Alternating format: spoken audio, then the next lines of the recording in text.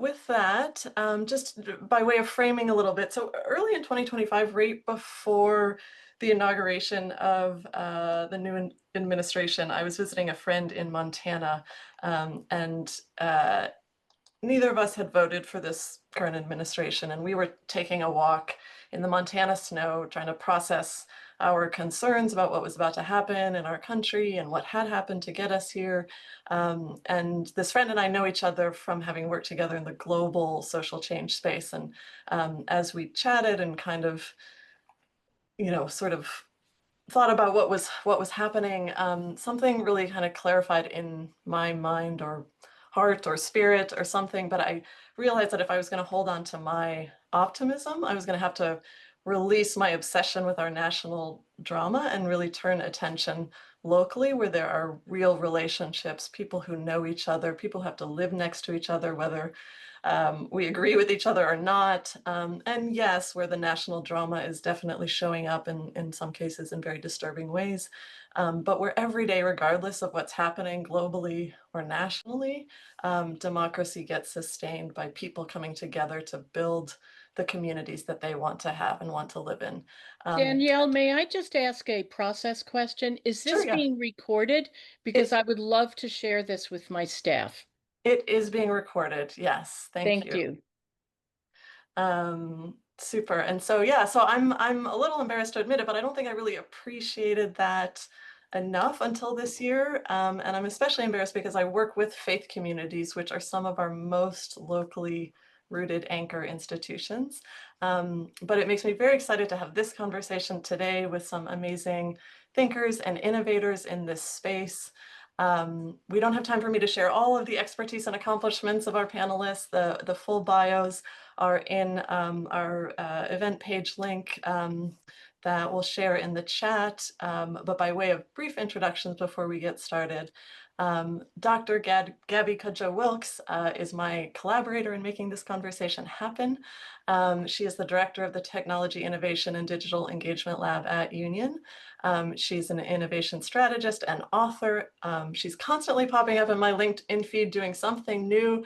Somehow on top of all that, she's also a pastor of a church. So I don't know how she does it all, but that is Dr. Gabby.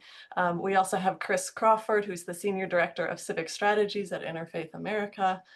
He previously worked with Protect Democracy and the Democracy Fund and has specifically worked on faith-based initiatives around civic engagement and promoting pluralism.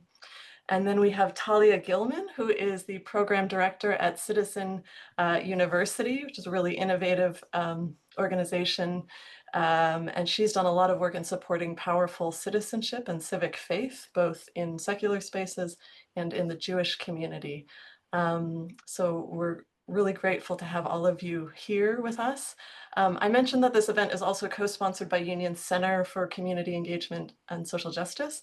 And the director of that center, Fred Davey, who is also Senior Executive Vice President of Public Theology and Civic Engagement at Union, was hoping to join us today as well, but he had a conflict. But I believe he has sent some short remarks that Gabby will share, and then we will jump into the conversation. Yes, for sure. Hi, everyone. Thank you so much, Danielle, for just bringing us all together. It's been a joy to work with you and bringing this conversation to life. And I don't want to take too much time away from our panel, but I do want to just bring regards on behalf of, as Danielle mentioned, our senior VP, who is also the director of our CCESJ Center. Fred wants me to let you all know that the work of CCESJ is the work of anchoring social justice work within a theological and interreligious educational context. And so the Center for Community Engagement and Social Justice at Union Seminary serves as a bridge between academic inquiry, faith traditions, and real-world social movements. It enables students, staff, and community partners to engage critically and creatively with structural injustices, race, class, gender, housing, environment, and uses the tools of theology, ethics, activism, and community practice to do so. So when Danielle came to us, TIDEL is a tech and innovation hub housed at Union, but we try to have an open tent and serve many. But when Danielle invited us to partner with her, I said there's no way we could do this without our neighbors at Union at CCESJ. And so we're just really thrilled to co-collaborate with Interfaith. And my colleague David is here, who's one of our assistant deans and also our vice president for learning innovation. And we're just glad to be here and excited to get into the conversation. So thank you for allowing us to co-sponsor, and let's get to the good stuff. All right, excellent. Thank you, Gabby.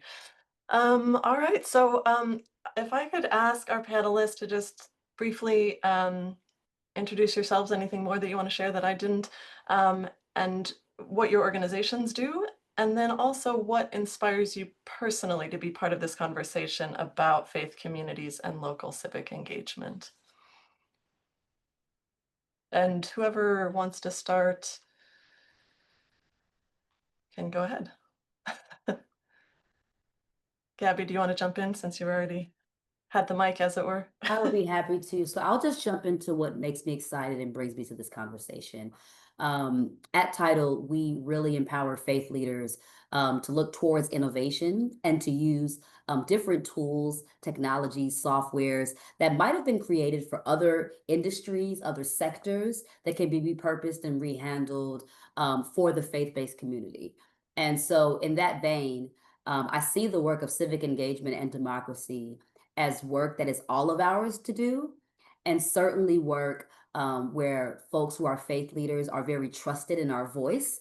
And even though many of us must remain nonpartisan, we must remain really able to hold varying perspectives at once, we're also able to speak into this moral moment and to name ways in which folks can get engaged. And right now, one of the biggest ways that information or misinformation is spreading is through technology and social media. And so oftentimes tech and innovation conversations are siloed from conversations around democracy and or faith. And at TIDEL, we really try to help center the fact that if you're going to be innovative, we have to dovetail into varying sectors and make sure that we're concerned about the ways in which information is being shared and distributed. And so I'm excited to be in this conversation, to think about this moment we're in and where we can go. I can jump in since no one seems eager. I'm a Sunday school teacher, so I spend a lot of time letting the pause sit until someone jumps in, but I'm also comfortable jumping in. I'm Chris Crawford with Interfaith America. We are the nation's largest interfaith organization. We're especially focused on building a pluralistic society where everyone belongs and everyone can thrive. Our framework for pluralism is respect, relate, cooperate. And that's respect different identities, relate in meaningful ways across lines of difference, and then ultimately cooperate together for the common good. And that doesn't mean that we erase our differences. It doesn't mean that we have to find a way to agree on everything. It means that we can have our differences and be clear about our differences and even cherish and learn from our differences and still find ways to come together to work toward the common good. And what I really like about that framework and how it connects to today's topic is I think it's where the action is on cooperating for the common good right now is in the local communities. We have a partnership called Team Up that is Interfaith America, Catholic Charities, Habitat for Humanity, and YMCA. And it's focused on having bridge building as a part of the work of these very influential nonprofit organizations. And it's so fun. For one thing, I'm in the DC area. It's always great to get out of DC, but to go see people on the ground doing this work, working across all sorts of lines of difference, I think this is where the energy is in our country right now. And it's really an honor to be able to empower people doing the work. One other thing I'd just add big picture about why I'm excited personally, I just started about 6 months ago at Interfaith America, is that I think there's a real moment right now in the bridge building world and the interfaith world of recognizing that we need to be able to bring exactly who we are to these conversations. There's a sort of outdated idea that to come to the interfaith table, we have to water down our beliefs or leave behind our beliefs. I love that I can come in as like a rosary praying mass every Sunday Catholic, Notre Dame football rooting Catholic. and feel at home in an interfaith space. And so I'm really focused on trying to make sure everybody feels that way, especially from minority faith traditions and those who often aren't at the table. Hi, everybody. I'm Talia Gilman, a program director at Citizen University, and I think am I the only West Coast representation here?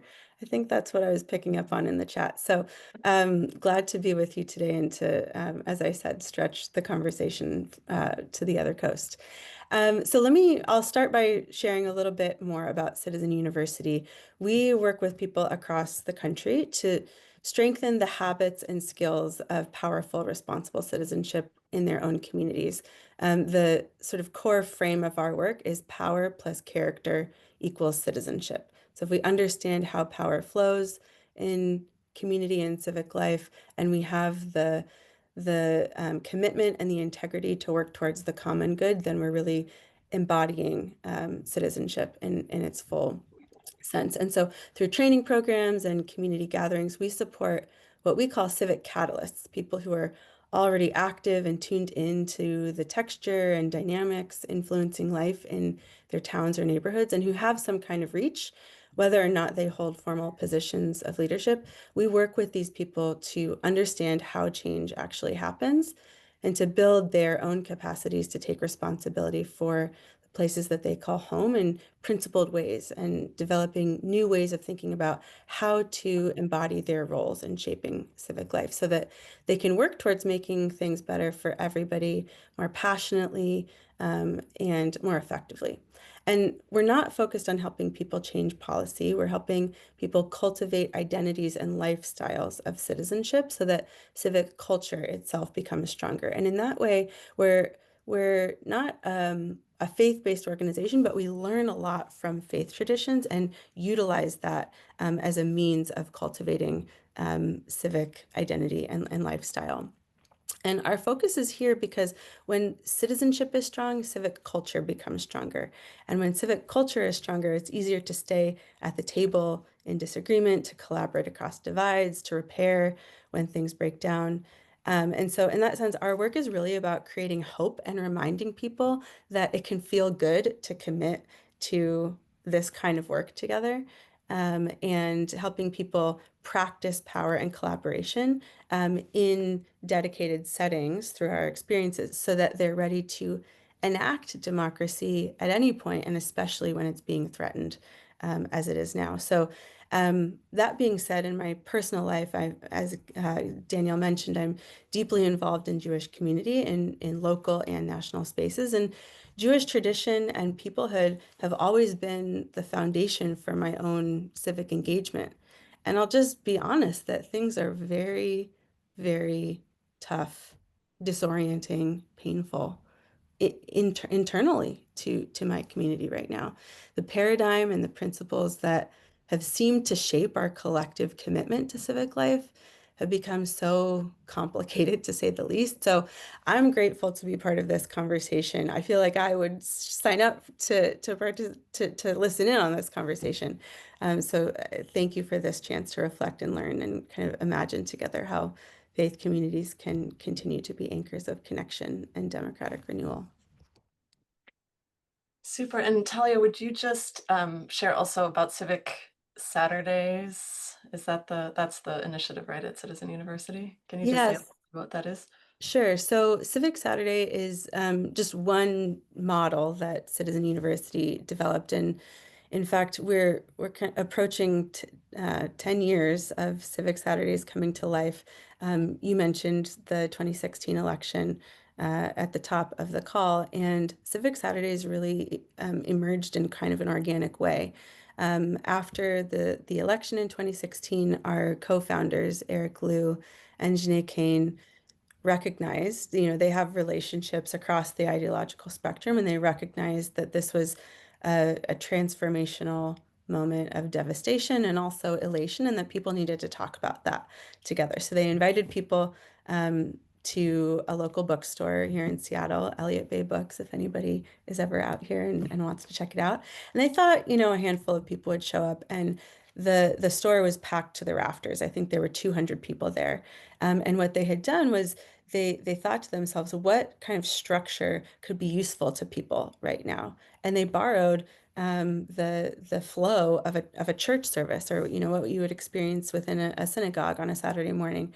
So they offered some welcoming remarks, and they brought in poetry and invited people to sing out loud together, to rise and sing out loud. Eric gave a civic sermon, sort of framing the moment and prompting people to reflect on some core questions, really centered around one that is threaded through all of our work, which is how should we live together through this? How should we be together through this experience and, through everything that follows? And then, they prompted people to turn and talk to the people sitting next to them. And over time, this model kind of crystallized into the Civic Saturday initiative. And we've trained hundreds of people across the country to organize these gatherings that are designed not for political organizing, but for building civic faith and helping people remember that it can feel positive, spirited, and even joyful to meet people and engage with people that that you don't know, that you have lots of disagreement with. And so civic ritual has really been an anchor of much of Citizen University's work over time. I love that idea of civic faith. And so, okay, so we've all kind of referenced there's a lot happening at the national level in our country right now. And it's, as I was saying, I had to kind of like intentionally sort of reduce my intake of some of that just because enough to pay attention to what's happening, but also because it can be all consuming, right? The national headlines right now. And so I want to ask you all, and maybe starting with you, Talia, why we should care about local civic participation in our cities and neighborhoods right now in the midst of what seems like a really kind of important national moment in our country. Yeah, well, I think it is clear how absolutely important it is that we pay attention to what's unfolding on a national level to understand the forces that are trickling down and shaping things, but that sort of start at a macro level, but to track how similar patterns are showing up locally for better and worse. But even as we assess national realities and as concern about democracy intensifies in general, the truth is that needs exist and they're multiplying right where we live. And civic participation isn't just a right that we still have, it's a responsibility to make sure that our and other people's needs are met. And I mean both the basic ones like food security, affordable housing, strong, accessible education, but also more invisible ones like countering isolation, improving mental health, bridging divides, and melting some of that ideological rigidity that keeps us from remembering that our shared mandate, just by nature of living in this land, is life, liberty, and justice for all.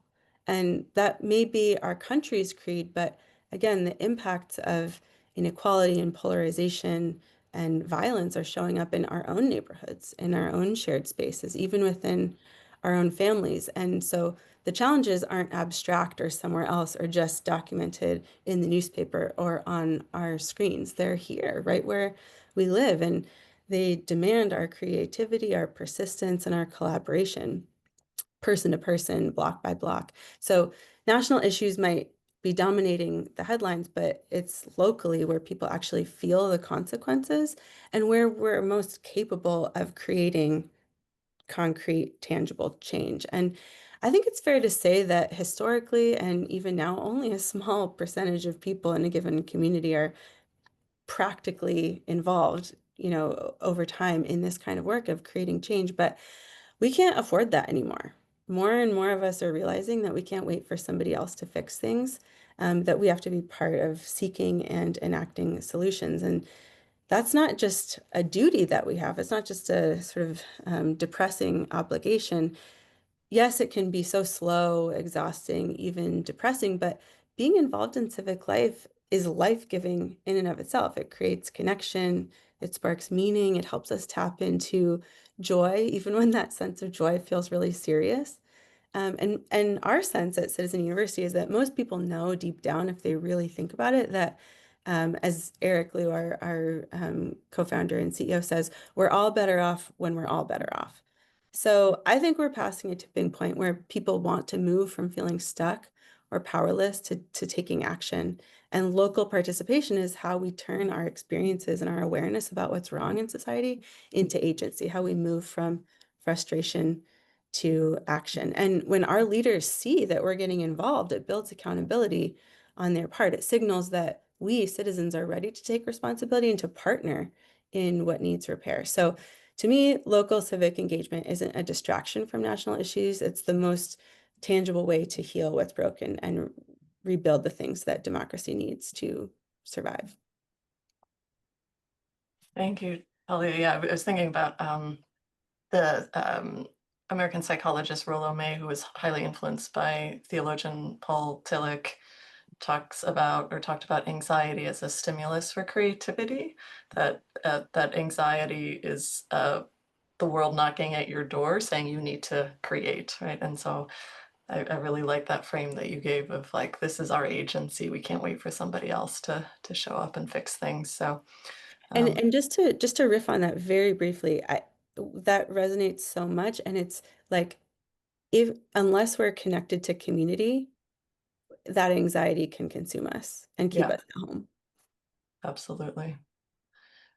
Chris or Gabby, anything you would like to add on this point of why we should care about local civic engagement right now? I would just offer, 2 days ago, not every state, but most states had critical elections at the local level. And we saw this groundswell of energy and enthusiasm and renewed interest in politics. And there have been many, many cycles where these midterm elections just weren't given the same amount of care. And so I would point to that there's something happening and bubbling where I think people are being awakened that starting at the local level is where you can really impact results more. And so I'm hopeful that in many of the states across the nation, folks are paying attention to local elections. And I think it's important for us as communities of faith to remind folks of how important our voice is, not only every 4 years when we're electing a president. Yeah, Gabby's in New York. You had a kind of important election this week there. Kind of important. I just want to add one more thing on the election piece, also to plug a program at Interfaith America. We have something called the Faith and Elections Playbook that's designed to be a sort of clearinghouse of resources for how faith communities can get involved in our elections in nonpartisan ways. Because in addition to discerning how you're going to vote, advocating for the issues and candidates you care about, we also have an election infrastructure that is managed locally. Our elections are not run from Washington, D.C. They are run by local people, and they require people to sign up as poll workers. There are opportunities to be a poll chaplain, making sure that the rules are being followed and there's a peaceful process at the polls.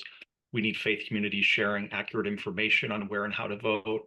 About 20% of our polling locations nationwide are houses of worship in one way or another. So there are opportunities also. I challenged people a lot when I was talking in the lead up to the last election. In addition to whatever you're doing, what's one more thing you can do to make sure that just the infrastructure of our elections is strong? And I think we're in a moment that it's particularly important, not just with the polarization we see in our elections and the political nature of our elections, but also we're starting to see the potential for more scrutiny and potentially interference from the federal government in local elections that I think is going to require even more of us to show up on election day next year. So I would just add that as an opportunity that we might not think of, but it really requires all of us to get involved and engaged, and we want to help. And Chris, you kind of started answering this already, but in this current context, why do you think faith communities specifically have a role to play in sustaining our democracy, and what do they have a unique role, and if so, what is that? Absolutely. I think just some straight talk about the importance of faith communities is to understand that, and Talia, you sort of got at this, that we can't stay neutral. That's not really an option. Even our silence isn't neutral. And we have to be real about the fact that we don't have an unblemished record in this country as people of faith, or globally as people of faith, when it comes to issues of justice, when it comes to protecting democracy. Faith communities can be and have been co-opted to prop up authoritarian actors. We have been part of movements that suppressed civil rights. And I think we have to be realistic about that history, while also recognizing that we are the best antidote to authoritarian movements and to the efforts to oppose justice. And so I think we have a particular call to engage in public life through our moral clarity, because people turn to people of faith. Even people who are not religious ask me all the time, because they know where's the church? Where are the people of faith? How can we get people of faith involved? And I think we have an important role to play for a few reasons. I think faith leaders are well trusted. We have, especially locally, the infrastructure to make change and take action at the local level, and also to bridge differences at the local level. So I think people of faith have an important role in advocating for justice and also advocating for bridge building. One thing that we can model is holding on to our beliefs and also advocating for the civil rights of people who are different from us. And when we show up in that way, and we can work across difference and see bridge building as a strategy for justice rather than a nice to have thing, we've seen the ways that bridge building strengthens movements and builds coalitions. When we engage in that way, especially if you think of clergy, it's just such an image of solidarity that it's hard to have otherwise. That when people see, for example, a woman priest being thrown on the ground by ICE, it's particularly shocking. When they see a pastor having a pepper spray ball thrown at him, it's particularly shocking. And at the same time, when we think about solidarity, just because of the religious garments that our faith leaders wear, if there's a Jewish community that is fearful and there's a priest and an imam outside, you look, and without knowing anything else, you know these are people with differences standing together. And so I think we have a real opportunity, sort of to what you said about anxiety and creativity. There's a real opportunity here for us to make a difference that few other people in civic life can really make.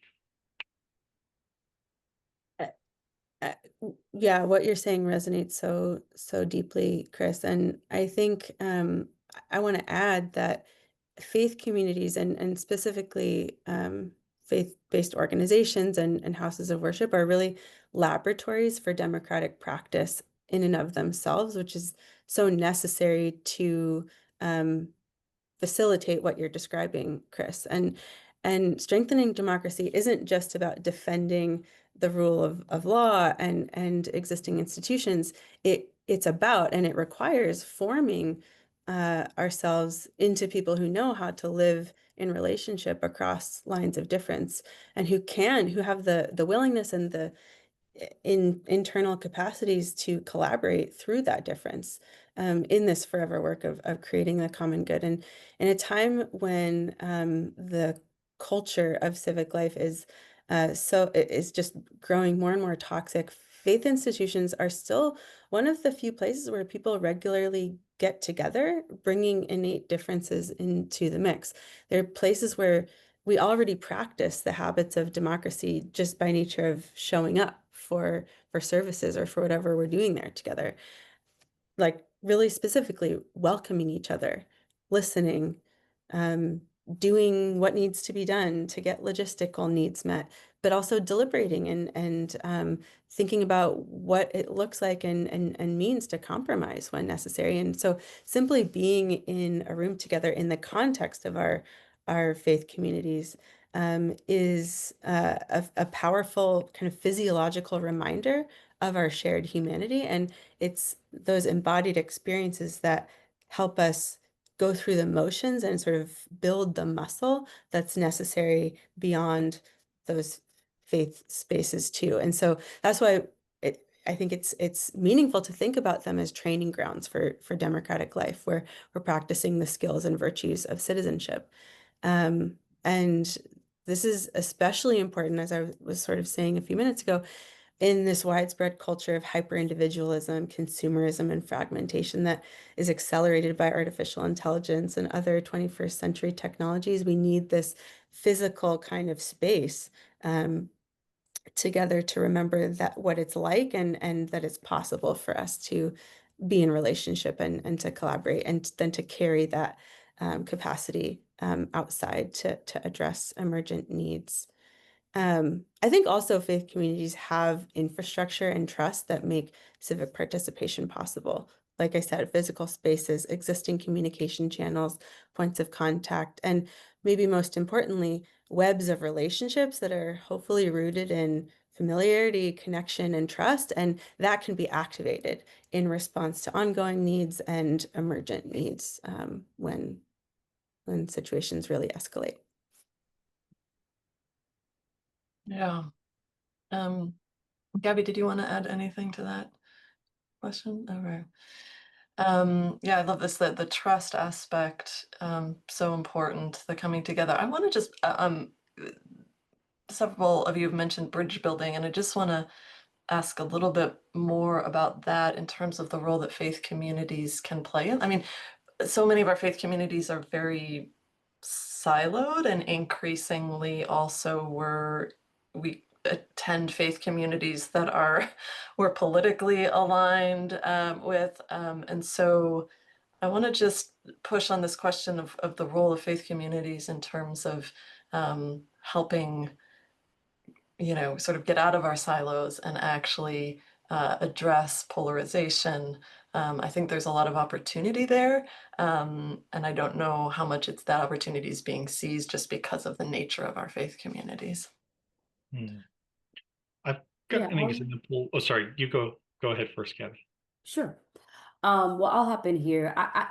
I appreciate the framework of the question. I will say I don't think we've exhausted the value of actually convening well in our silos, right? So at TIDEL, we have a fellowship that runs, and one of our subsets of teams is focused on the ethical implications of technology right now and dealing with the age of actual digital mistrust, where folks are concerned about surveillance. People who are doing liberation work are wondering if they can still gather digitally and be safe. And yet, one of the ways that much of this work has been expanded has been this kind of digital tent that has allowed folks to not have to be in the same physical space, but to come together based on shared conceived, shared need. Also the accessibility of folks who cannot necessarily leave home for varying reasons. They found their homes and their connection really in this post-2020 moment where it's been a bit more democratized for folks to be gathered digitally. Having said that, I am always suspicious of rooms that intentionally put two opposing viewpoints in the same space and kind of make the anchor faith, but know for a fact that these folks are on opposite sides of the aisle. I've just never seen that done well. It usually feels like we spend more time fighting each other and trying to make plain our own cause versus actually trying to figure out a through line. And so I say this not to be negative. I say it because I think, in my opinion, I think there's far better use of our time to go more deeply with those for whom we do have shared vision, shared purpose. Because the reality is, like, we can disagree all day, but when it comes to disagreeing about somebody's personhood, when it comes to disagreeing about like whether they will live or die, like these things are not just up for ideological debate. And I think that sometimes we really make it seem as though just throwing everyone in a room and having at it is going to produce a result that gets us closer to where we're going. I actually think equipping folks who perhaps agree on a particular perspective, but are not equipped to debate and go head to head, do not have safe shared space, digital community. We're all across the nation, all of us who are interested in this work. Perhaps it's similar to the toolkits you mentioned, Chris, but really the kind of upskilling of folks in a safe shared environment I think is the way I would like to see faith communities show up for one another, so that we don't just have one exceptional speaker who always speaks on behalf of the room, but we have, to use the words of Linda Hill, collective genius, where everyone is having the opportunity to cultivate like how we talk about what is at stake for us, so that when any of us are in a space where we've got to go head to head, we're equipped, and we're equipped because we've done that deepening work. So that's for me. I far prefer equipping and deepening space in shared groups, where we may not have a relationship yet, but we have a similar end goal, versus the other approach to similar work. I'm glad I had you go first. That was great. And I'd add a concurring opinion, because I think we're very much in alignment. I think there's one thing we always talk about at Interfaith America on bridge building is it's always a choice. You're not forcing people into a room where they're not going to feel safe. That would be a bad idea. I also think there's a lot of harm, and we've seen this in the social science data. There's a lot of harm that can be done if you're bringing people together across differences and you don't know how to do it. People will leave the room in a worse place than when they went in. One of the things that we've seen at Interfaith America with groups like One America Movement is focusing on shared action and focusing on where we can agree on doing certain things and addressing certain problems is one way, like in our respect, relate, cooperate framing, is finding where can that cooperation happen. And it can come from people who are really opposed on certain issues and can even find one slice of that issue that they might agree on. So I think it's a really important point that we can't hastily go about bridge building. We have to know how to do it well. An example that I love to tell on the power of this type of work is from a site visit that we did for the Team Up project that we're working on at Interfaith America. And this was a Catholic Charities agency in Omaha, Nebraska. They were getting support from what's called the Tri-Faith Initiative in Omaha, which is on one plot of land. There's a Muslim center, there's an interfaith center, there's a Christian church, and there's a synagogue and Jewish center. And they all are in dialogue and they all work together. They even have a shared garden that they work on together and give the food to a food pantry. When they were able to come together across differences, they learned so much. And the important thing is it's not just about learning, it's about serving. And so when Catholic Charities met with the imam, a number of Catholic Charities, I forget the percentage, but a large percentage of the clients at the Market Choice Food Pantry that Catholic Charities runs are Muslim. And so when they were able to have the conversation about language barriers, dietary restrictions, the work from Catholic Charities is better, and people have access to food that they might not have had without those conversations. And it also allowed the Muslim organization to learn more about Catholics. And one thing that I found fascinating, one anecdote, was the imam's impression as an immigrant from Egypt was, this is Catholic Charities. That means it's a charity that serves Catholics. And Denise, who runs Catholic Charities Omaha, explained, no, we serve everyone. We don't serve people because they're Catholic. We serve everyone because we are Catholic. And so they're able to work together, and then also had a dinner on strategizing for food insecurity generally. And so bringing people from faith traditions to talk about what they're seeing as far as food insecurity and how they can address that problem. It was a really powerful conversation because it wasn't just talking about values, it was getting to action. And there was a local official, this was 4 months ago now, a local official who you could tell it wasn't in DC because I didn't know he was an elected official until late in the dinner. But he said, we've talked a lot about the different beliefs on caring for people who are hungry. What we need to acknowledge is that it is a demand from God in all of the traditions that are here. And he talked as a local official, warning what was coming down the road with SNAP cuts and the needs that were going to arise. So it was the start of a movement. If it had just been, let's have dinner together for the sake of having dinner together, without good facilitation and without a long-term plan, I think it would not have been as successful.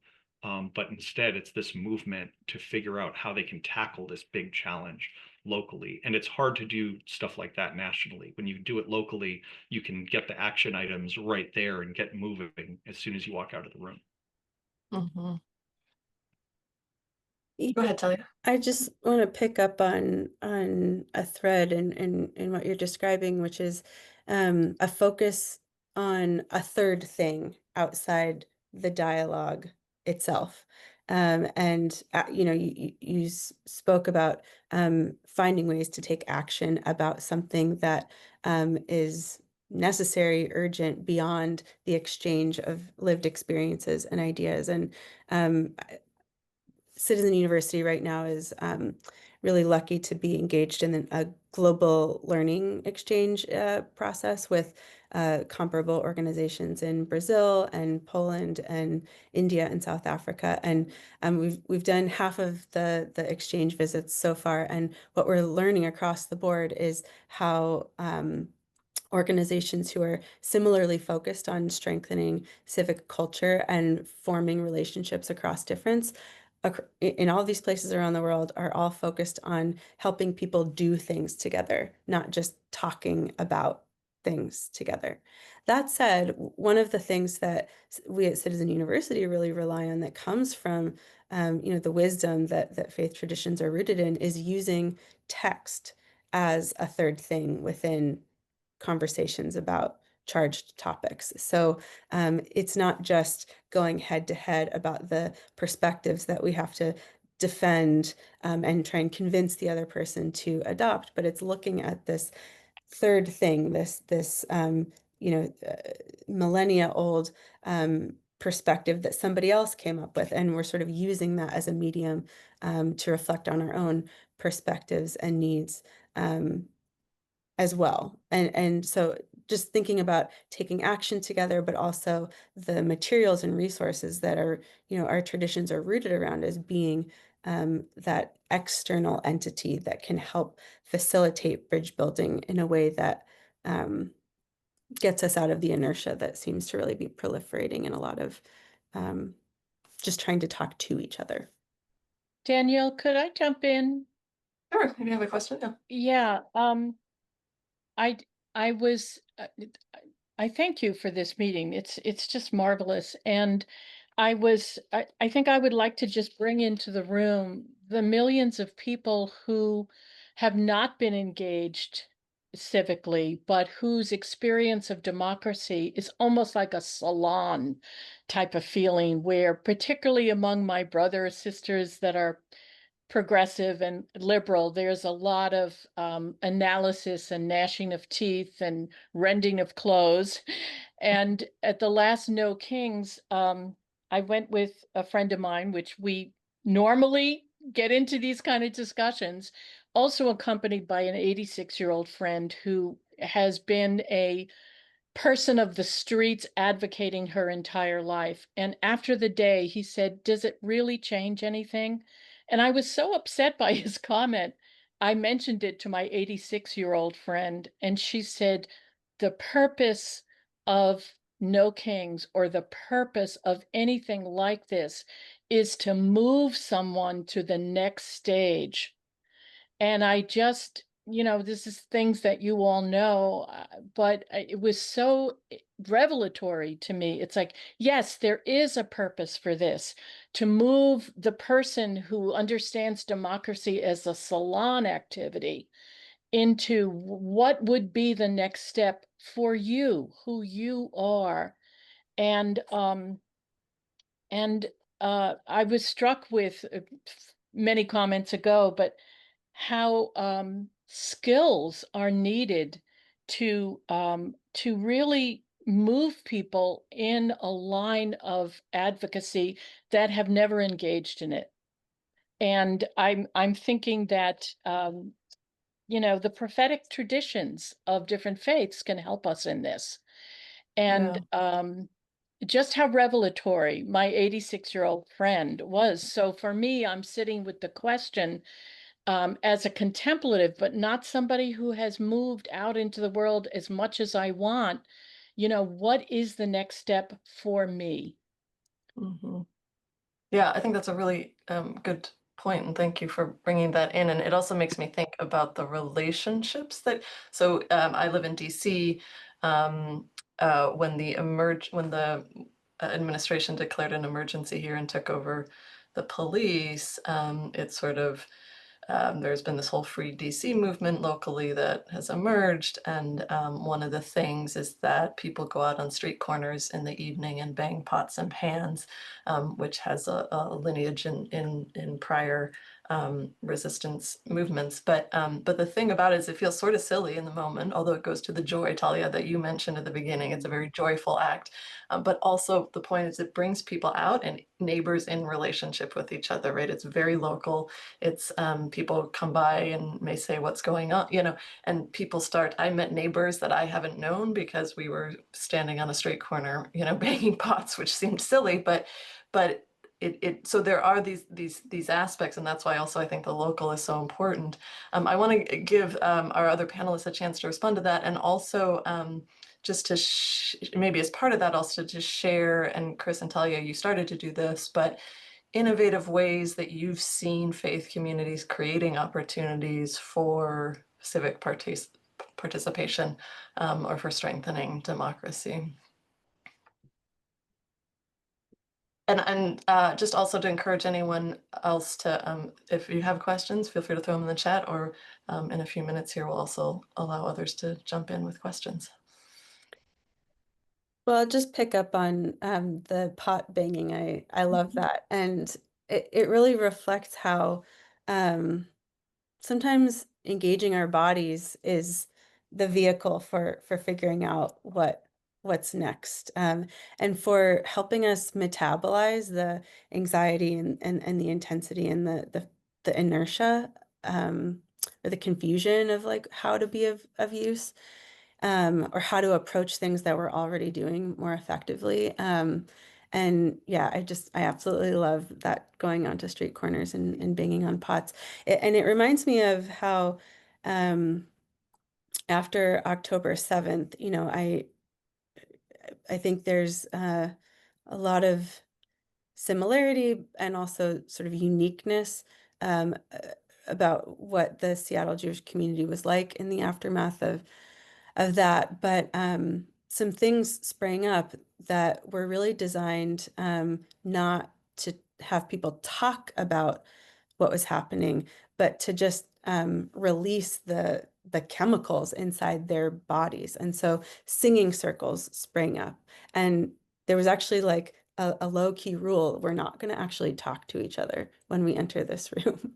We're just going to sing songs that are familiar to all of us, and we're going to see what kind of magic that does for our abilities to engage with each other in other kinds of ways that are about, discussion and determining how to be responsible from where we are in this moment. But engaging our voices and our bodies in that kind of way, sitting shoulder to shoulder, and going through the practice of sharing songs that spans centuries and millennia, was not an innovation per se. It was actually a hearkening back to, or like a rooting in longstanding wisdom.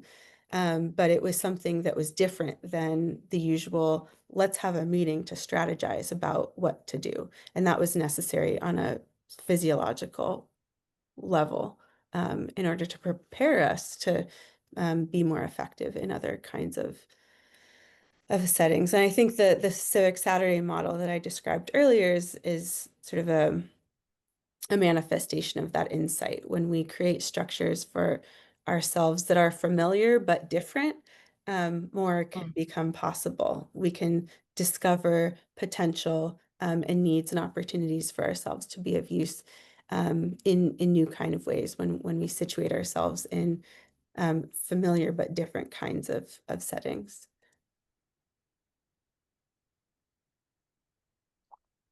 Thank you, Talia. Gabby? I'll hop in, and the way that I'm gonna hop in is by responding to Matt's question, because it helps me answer your question and get another question.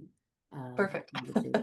So, Matt, to the second bullet of your question, how are such activities that folks in faith communities get involved in, how is it not just trying to get people to do a thing, but rather to become the kind of people who do what needs to be done, right? So that's Matt's second half of his question.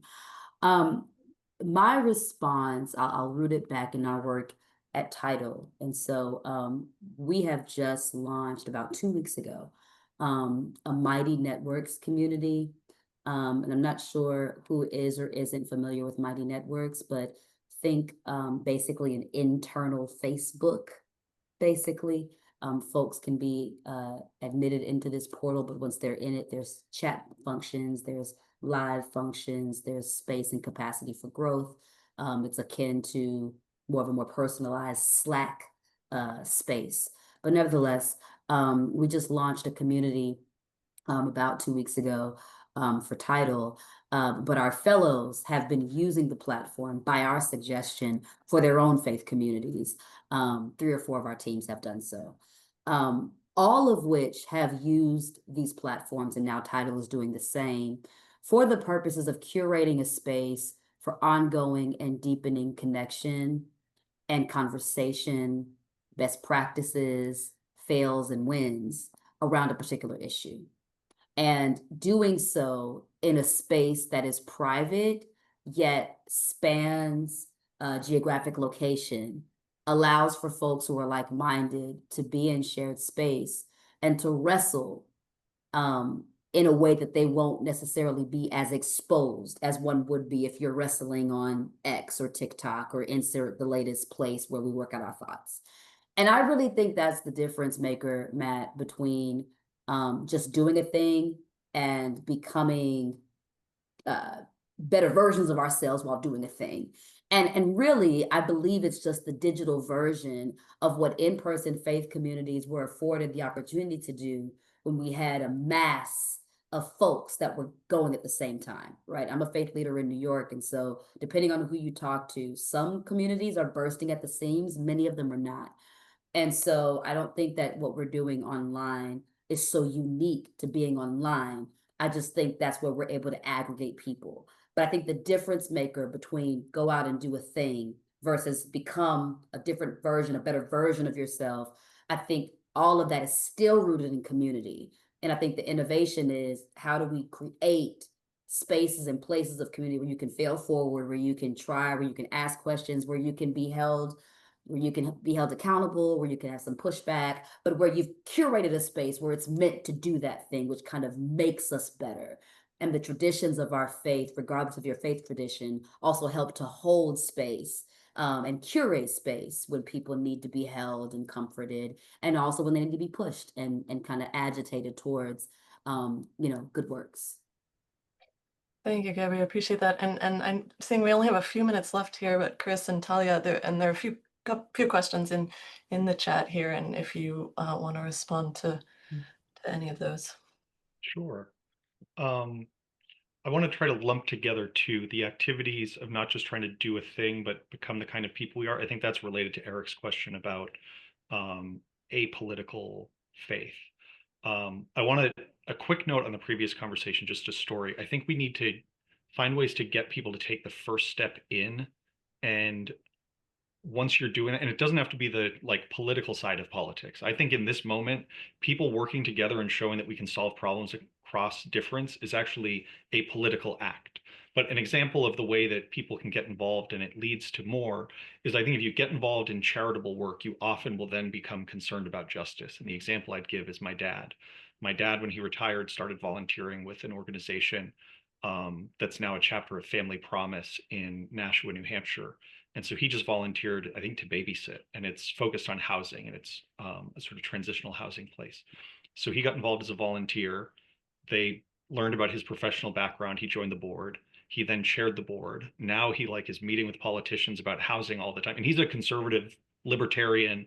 He says he's not a Republican. He's a libertarian, but he's like a libertarian background.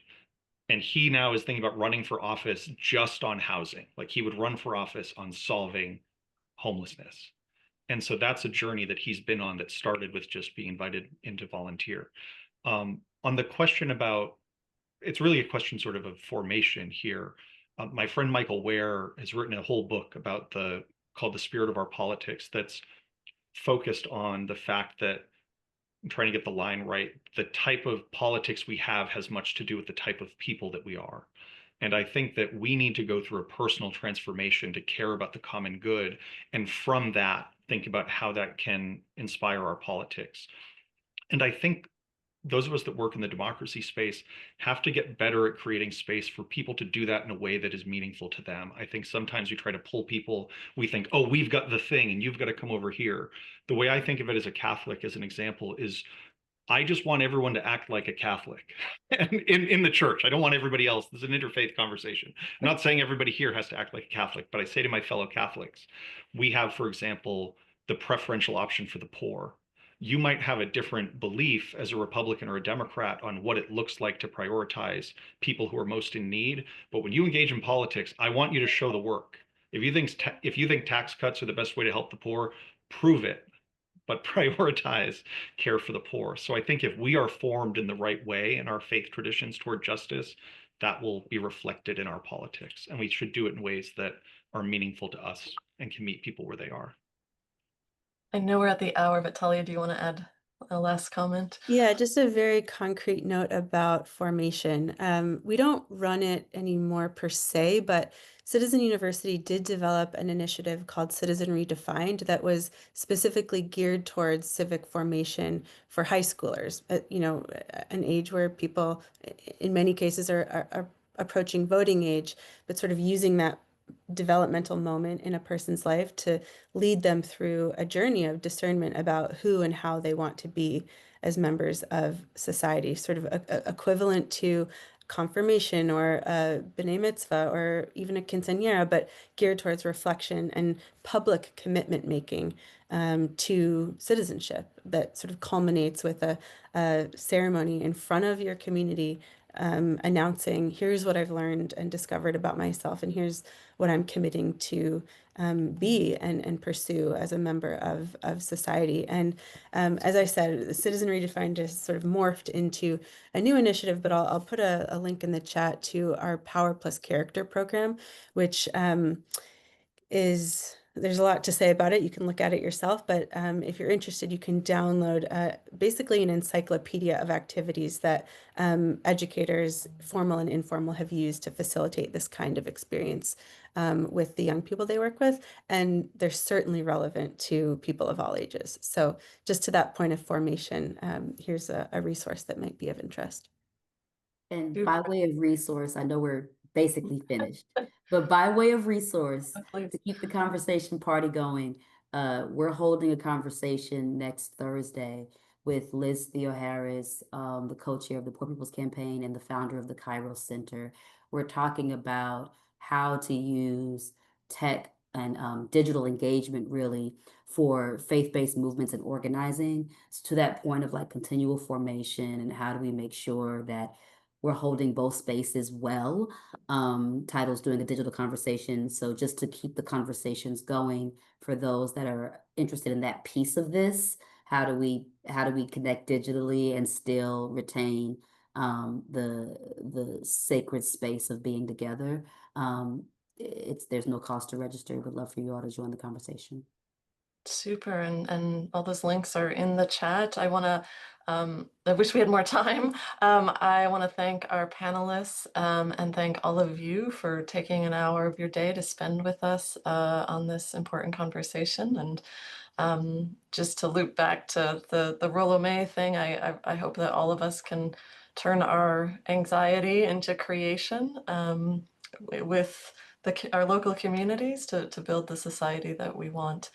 So thank you for taking the time today, and thank you to our speakers. Thank you. Take care, all. Thank you. Take care.